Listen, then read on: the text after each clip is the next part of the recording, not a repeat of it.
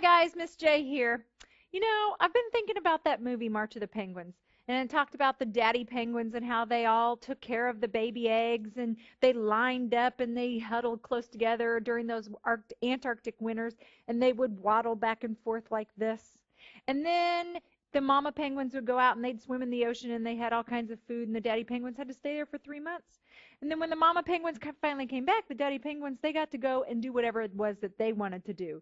And so they broke out of their huddle. They no longer were in those fixed places nice and lined up. And they actually started to move about and they would slide past each other. That part got me thinking about liquids. So let's talk about what a liquid is. If you remember our vocabulary of talking about particles that are inside of matter, those are actually atoms, but we refer to them as particles. And these particles are lined up in a particular way.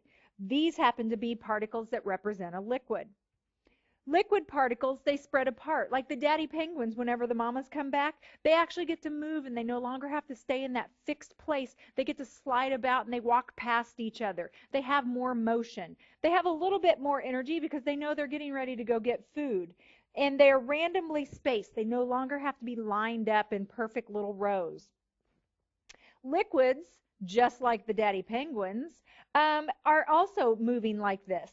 And so because of that, liquids will take the shape of their container. They don't have a definite shape. This mouse is a solid, so it is going to stay in this shape until I do something to it. But liquids behave a little bit different. They take the shape of whatever container they're in. So here I have a liquid, and it is in the shape of this bottle. Liquids also have a definite size, meaning that they will take up the same amount of space no matter what container you pour them in. To demonstrate this, I'm going to pour my liquid into a couple of different containers. So we'll start off by pouring, let's go 50 milliliters into this graduated cylinder. Okay, notice that when I poured the bottle of water, it went from this shape to this shape. I've got about 50 milliliters. I'm going to take 50 milliliters and I'm going to pour it into here. Let's see if it still stays 50 milliliters.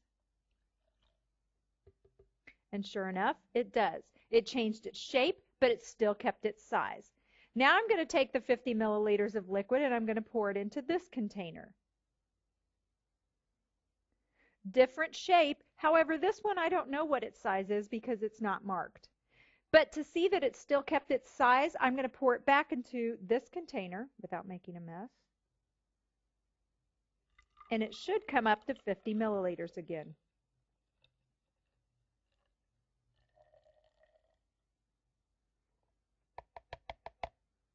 And there it does. So liquids, because they slide past each other, they are able to take the shape of whatever container they're in. But they will hold their size and they take the same amount of space no matter what container they're in.